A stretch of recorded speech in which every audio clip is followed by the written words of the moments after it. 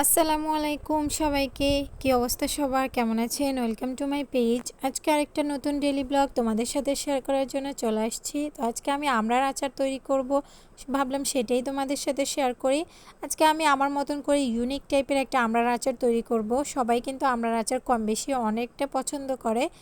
তো অনেক সময় দেখা যায় কি এভাবে বানিয়ে খেতে ভালো লাগে না, টকের কারণে টক লাগে। তো তখন আমি কি করি, এভাবে আচার বানিয়ে ফেলি, তারপর আমার সবগুলো খাওয়া হয়ে যায় এক বসাতে। এক বসাতে সবগুলো খেয়ে ফেলতে পারি, এত মজা হয় আমড়ার আচারটা। তো আজকে চলো পুরো প্রসেসিংটা তোমাদের সাথে শেয়ার করি যতটুকু পারতেছি আর কি। প্রথমে আমি আমড়াগুলো ভালো করে ছিলে নিয়েছি, আর এরপর এই তো এখন আমি আমড়াগুলোকে একটু একটু করে আঁচড় দিয়ে নিচ্ছি। বেশি কিন্তু কাটবো না, তাহলে এগুলো থেকে আগলা হয়ে যাবে। আমি জাস্ট এতটুকুই করতেছি যেন আমড়াটা তার বিচি থেকে আলাদা যেন না হয়, অতটুকুই করব। তো সবগুলো আমার ওভাবে করা হয়ে গেছে, কাটা হয়ে গেছে। এখন আমি চুলায় একটা কড়াই বসিয়ে দিয়েছি, এটার মধ্যে আমি একটু সরিষার তেল দিয়ে দিব। এখানে তেলের পরিমাণ কিন্তু অত বেশি লাগে না, তেলটা সামান্য একটু দিলেই হয়। যদিও এটা চিনির মধ্যে করা হয়, তাই আমি সামান্য একটু তেল দিচ্ছি। সাথে দিয়ে দিচ্ছি গরম মশলা। গরম মশলা হচ্ছে কি ওই যে তেজপাতা, দারচিনি আর এলাচ, এই জিনিসগুলোই দিয়েছি। আর এরপর আমি আমড়াগুলো দিয়ে দিচ্ছি তেলের উপরে।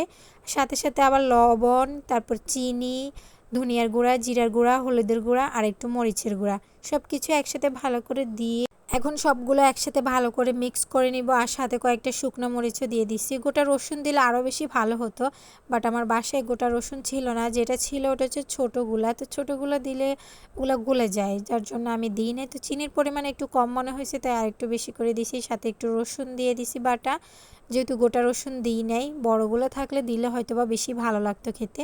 যাই হোক, যেটা দিই নাই সেটা বলে লাভ নাই। তারপর আমি হালকা একটু পানি অ্যাড করছি। পানিটা কেন দিছি? পানিটা দিছি হচ্ছে আমড়াগুলো যেন ভালোভাবে সেদ্ধ হয়ে যায়, নাহলে তলাতে লেগে যাবে আর কি।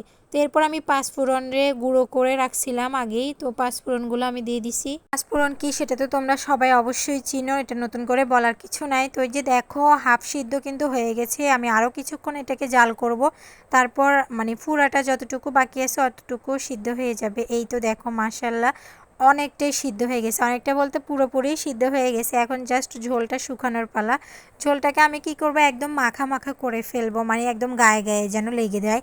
আর এই ঝোলগুলো কিন্তু অনেক মিষ্টি, যত বেশি আমড়ার ভিতরে এই ঝোলগুলো ঢুকবে তত বেশি আমড়াটা খেতে মজা লাগবে আর কি। তো যাই হোক, এরপর এটা কিন্তু তোমরা যে কোনো কিছুর সাথে খেতে পারবা, খিচুড়ি বলো বা এমনি বলো, যেমনি খুশি এমনি খেতে পারবা। সব রকমভাবে খাওয়া যাবে। তার ধারে আমরা যে আমড়া বানানিগুলো খাই না বা আমড়ার আচারগুলো খাই, এগুলো কিন্তু সেম এভাবে প্রসেসিং করা হয়।